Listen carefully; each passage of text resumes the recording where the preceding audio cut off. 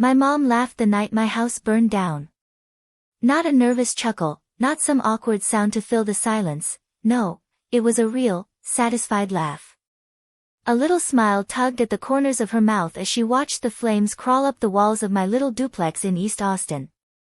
I was standing on the sidewalk, barefoot in an oversized t-shirt, still shaking from the blaring fire alarm when my family pulled up. They didn't rush over to me. They didn't ask if I was hurt. They just watched. Like it was a show they'd been waiting for. I'm Rachel Carter. I'm 29 now. And that night was the moment I finally understood I was never really part of their perfect family brand. I was just the background character, the one they could blame when things got messy.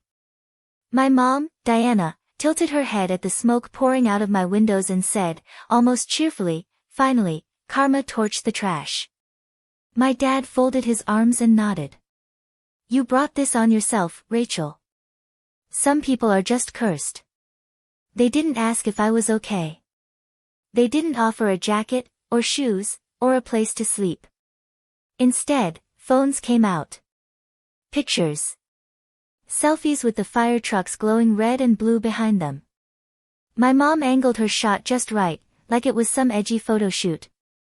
They joked about captions, something clever, something hashtag-worthy, while everything I owned turned to black ash. One of them even said, "This is what happens when you walk away from family." As if the universe had sent that electrical fire just to prove their point. I didn't scream. I didn't cry in front of them. I didn't give them the dramatic scene they could post later. I just stared at my mom's phone in her hand, memorized the sound of their laughter mixing with the crackle of burning wood, and then I turned around, ordered a rideshare on my dying phone, and left them standing there with their content. 1 year later, I walked back into their lives, no flames, no gasoline, not a single match, and still managed to watch their carefully curated world start to burn without me in it. If you've ever wondered how the cursed one becomes the only person who could have saved them, and why I chose not to, stay with me until the end. I grew up in the Carter family, where everything was a performance, even when no one was watching. My mom, Diana, built an entire online brand around being the relatable, perfect mom. Polished kitchen reels, Sunday dinner tables set like magazine spreads, captions about gratitude and togetherness. We looked like a sitcom that never got messy. My dad, Patrick, ran a small home renovation business and loved preaching about hustle and personal responsibility, the kind of man who'd say, "No excuses," while ignoring his own pile of unread bills. My older sister, Sophie, lived for aesthetics, planning weddings and events, posting reels of champagne toasts and fairy lights with captions about intentional living. My younger brother, Evan, was always chasing the next shortcut, flipping electronics, trading crypto, forever one big move away from making it, one bad week away from needing a bailout. In their stories, they were the main characters. I was the one behind the scenes, making sure the numbers added up. I moved out as soon as I could, trading their crowded suburban house for a small duplex in East Austin where I could finally hear myself think. I worked in financial operations for a tech startup, basically making sure other people didn't accidentally set their money on fire. Ironically, the only place my skills felt disposable was at home. Mom would send screenshots of brand deals. "Can you just skim this? It's so boring." Dad would hand me grocery bags full of receipts. "Just make sure the IRS stays happy, alright?" Sophie would shove her laptop at me. "These numbers make my head hurt. Can you fix it so it looks cute but not terrifying?" Evan would spam me with quick question texts that always ended in, "I'll pay you back next month." At first, I didn't mind. It felt good to be useful, to be the calm one who could untangle messes. But they never learned. They never tried. They treated me like an app they could open when things got complicated and close the second it was fixed. I got tired of losing track of what I'd done for whom, and when, or if, they'd ever said thank you. So one night I opened a fresh page in Notion and called it Family Balance. Every tax form I fixed for Dad, every wedding budget I rebuilt for Sophie, every medical reminder I set for Mom, every loan I tracked for Evan, I logged it. Not to invoice them. just to prove to myself I wasn't imagining how drained I felt. On camera, we were the Carters, strong, united, chasing big dreams. Off camera, I was the invisible safety net under everyone else's tightrope. And the night my house burned, all those little favors stopped feeling little. The morning after, I woke up in a cheap highway hotel staring at a popcorn ceiling, trying to remember which parts of my life were still real. My phone had no missed calls asking if I was okay, just notifications. Evan sent a blurry photo of my taped-off duplex with flame emojis and "Home Sweet Home." Someone forwarded Sophie's story, brunch mimosas, caption about burning bridges and having nowhere to go. Mom posted cozy family night photos from the evening before, like she hadn't stood in front of my burning house smiling. I put my phone face down before I threw it at the wall. Instead, I opened my laptop and slipped into the mode I always use to save everyone else: calm, methodical, detached. I filed insurance claims, uploaded photos, sent follow-ups. While my family turned my worst night into memes, I did the boring, grown-up work of rebuilding. No one offered a couch. No one suggested I come home until I got back on my feet, not the people who preached family first on camera. A coworker I barely knew texted, "Heard about the fire. If you need a place or help with paperwork, I'm here." I felt more seen in that one message than by my entire bloodline. Within weeks, the claim was moving. Within 2, I had a tiny studio in South Congress, thin walls, creaky floors, but a lock no one in my family had a key to. On my first night there, surrounded by borrowed furniture and boxes that still smelled faintly of smoke, I opened Family Balance again. I scrolled through years of entries, then added a new section: the fire. Date. Time. What was lost? What was said? Mom, finally, karma torched the trash. Dad, some people are just cursed. Family laughed. Took pictures. Left. Notes, no one offered help. Rebuilt alone. Then I stared at the screen and realized something that flipped my stomach harder than the flames had. If I added up everything I'd done for them versus everything they'd done for me, the balance wasn't just off, it was upside down. They called me cursed.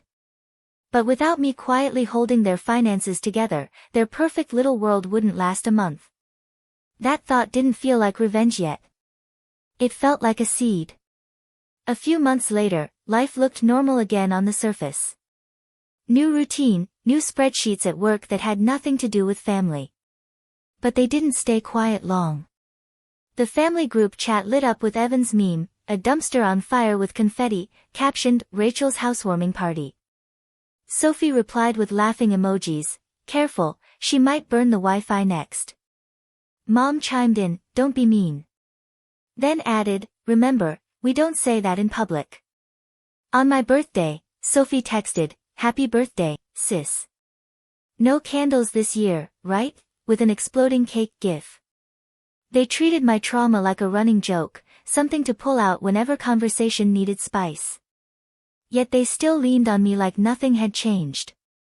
Dad forwarded urgent accountant emails. Sophie sent wedding budget messes. Evan asked if he should sell crypto to cover cards. Mom wanted me to handle insurance portals because they're so confusing. It was like the fire never happened. I was still their walking calculator. But something in me had changed. One Sunday I ran into Mom at Whole Foods. She was filming a weekly reset reel when she spotted me. "Rachel, you should come for Sunday dinner. The followers keep asking why you're never in videos." I said I was busy. Her smile faltered. "You're missing family memories." Later, Sophie's fiancé messaged privately, "They went too far that night. But Soph really needs your help with wedding stuff. She's overwhelmed." I sent a few quick fixes, then logged the time with a new tag, "After fire." The more I looked at Family Balance, the clearer the mirror became. They called me cursed, but I was the one keeping their bills straight, events on budget, health scheduled, hustles afloat. And they were still using my worst night as a punchline while expecting me to save them from details they didn't want to handle. Around the 1-year mark, Sophie posted a rooftop photo with Evan, 1 year since we let go of toxic energy and started living for real. Some bridges are better burned. Mom commented, proud of our growth. I was the bridge. I was the toxic energy. That night I opened Family Balance and filtered by name. Dad, dozens of tax returns, expense tracking, unpaid invoices cleaned. Mom, portals, contracts, appointments, billing disputes. Sophie, budgets rebuilt, deposits tracked, overages fixed. Evan, loans floated, numbers run, minimums paid from my account. I was their free infrastructure. Without me, Dad would face the IRS alone. Mom would read her own contracts. Sophie's dream wedding would have a real price tag. Evan's flips would hit reality. The thought scared me, and thrilled me. They'd stood on the curb laughing while my home collapsed, then kept using me like their words were just smoke. I could control one thing, access. So I made a decision. I was done being the silent backbone. I created a new section, Exit Plan. Step 1, identify every account, login, spreadsheet I touched. Step 2, transfer ownership with notice, remove my access. Step 3, no more loans. Step 4, no more free fixes. It wasn't sabotage. I'd document, hand back, walk away. They wanted to believe the universe punished me for walking away. Fine. Let them see what happens when I actually do. I started with a simple group chat message. Hey. I'm stepping back from handling any finances, paperwork, or accounts. Over the next weeks I'll transfer everything back and remove my access. After that, you'll manage it yourselves. You'll have everything you need. Evan, LOL what? You mad? Sophie, is this about a meme? Mom, we can talk at dinner. Don't make big decisions over text. Dad, do what you need, but family should be there for each other. I didn't argue. I just got to work. Next day, I exported Dad's reports, created clear summaries, changed admin to his email, removed mine. He texted, why did I just get a login email? Because it's yours now. Everything's current. After this, manage it or hire someone. You're overreacting. With Mom, I printed appointment lists, outstanding bills, password reset instructions. Emailed it all. Turned off every reminder on my phone. She called, why are you doing this now? You know I hate that stuff. Because it's your health, Mom. You should be in charge. You talk about taking control, this is part of it. You're being dramatic over a house that was insured. Sophie took it hardest. I cleaned her wedding file one last time, added notes, forwarded vendor threads, removed myself. She left voicemail, you can't drop everything. The venue needs final numbers. You're sabotaging my wedding. I didn't call back. Evan got a text, no more money ever. Attached is what you already owe. I'm done adding to it. He replied instantly, come on, RA. I'm about to flip inventory. I just need one more bridge. Then, seriously? Over a fire you got paid for? That's cold. As I executed the plan, reactions rolled in, confusion, annoyance, guilt trips. No apologies. They weren't upset about what they'd done. They were upset I was responding. Within a week, cracks appeared. Dad, IRS notice photo. What is this? It's what I warned you about. Call them or hire a CPA. Sophie, panicked screenshots of vendor emails. Just tell me what to say. You need to read your contracts or talk to your planner. I stepped back, remember. Mom, I missed a lab appointment. They charged me. That's frustrating. Put it in your own calendar. Evan, thanks. Now I can't restock. You're screwing me over. I updated Family Balance, all responsibilities returned. They once watched my life burn like entertainment. Now they stood in their own slow fire, lit by years of laziness and entitlement. And the one person who knew how to extinguish it no longer answered. The calls multiplied at first. Dad left voicemails about everything I'd done for me. Sophie sent countdowns to vendor deadlines. Mom accused me of holding a grudge. Evan cornered me outside a coffee shop. You're really not going to help. You'll regret this when nobody's there for you. Consequences stacked up. Dad lost a long-time client over a missed renewal. Mom posted less, alluded to stress and health issues. Sophie's ballroom wedding became a simple, heartfelt, backyard ceremony, spin for vendors she could no longer afford. She texted, "You win. My wedding is ruined. Hope you're happy." I replied, "I don't win because your wedding is smaller. I win because I stopped letting you treat me like a tool. If you wanted my help, you should have acted like I mattered before everything fell apart." Mom showed up at my studio unannounced, eyes shiny. "This family is falling apart. Is that what you wanted?" "No. What I wanted was a family who didn't laugh when my house burned down." "We handled that badly," she said quickly. "But holding one night against us, letting it destroy everything, that's on you. You're choosing bitterness. You call it bitterness. I call it boundaries. I didn't set that fire. I didn't make you pose in front of it. All I did was step out of a role I never agreed to, unpaid accountant, assistant, scapegoat." She straightened, influencer mask sliding back on. "Someday you'll regret pushing us away. Family is all you have." I looked at her and realized it might be true for some, but not for me. I had a job I was good at. Friends who checked in without needing crisis. An apartment that was mine. My own life, finally untangled from theirs. In the end, I said calmly, "All you really have is the way you treated the people who trusted you. That's what comes back." I closed the door gently and leaned against it, heart pounding but steady. That was the last big confrontation. After that, the noise faded. Texts slowed. Calls stopped. Birthdays passed silently both ways. On social media, the Carters rebranded, smaller dinners, embracing messy seasons, a simple wedding, surrounded by those who matter most. I could read the missing pieces between every caption, but it was no longer my job to fill them. In my own life, things got quieter, and better. I budgeted only my money. Saved for trips I wanted. Spent time with people who never asked me to shrink. I renamed the Notion page, My Balance. Old entries stayed as reminder. New ones tracked therapy, runs, real friendships. People love revenge stories where the villains end up broke or publicly humiliated. But my revenge wasn't about watching them crash.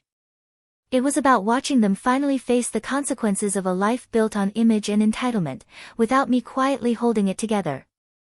It was knowing that when their world started to burn, I wasn't holding the extinguisher anymore. If you've ever been the person everyone leans on until you break, the responsible one, the strong one, the one who somehow always gets blamed when you finally say enough, I want you to hear this clearly. You are allowed to step away.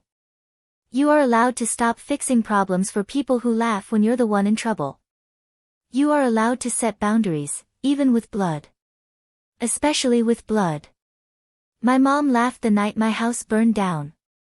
1 year later, their world started collapsing without me, not because I set it on fire, but because I stopped putting out flames I never started. That's what karma really looked like in my life. Not punishment for walking away from family. But the quiet, inevitable consequence of taking someone for granted until they finally walk away for real. And for the first time, I wasn't standing in the smoke. I was breathing clean air, watching from a safe distance. So tell me in the comments, have you ever had to set a boundary that felt like burning a bridge? How did it change your life? I read every single one.